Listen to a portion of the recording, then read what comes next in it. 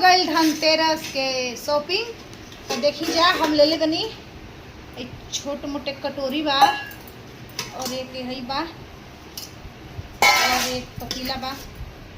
ज़्यादा बर्तन ना लेवे के रहे, बर्तन बहुत बा एक चलते ना ले ज़्यादा बर्तन लेके का हुई। और एक छोट मोट अपन भगवान जी खातिर दिया।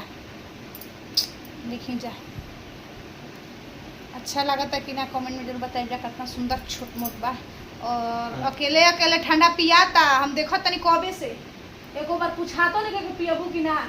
थाकल नहीं यार, माने हम ना गो रही का। अब तू कहे होगा कि हम थाक गए में ज्यादा काई गाड़ी चलावे से रो थकल नहीं।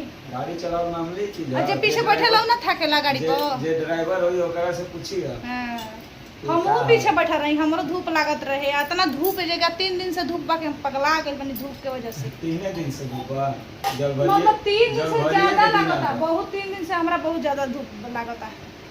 तनी मनी बचाई हमरो के दया करके। Thank you. चली जा।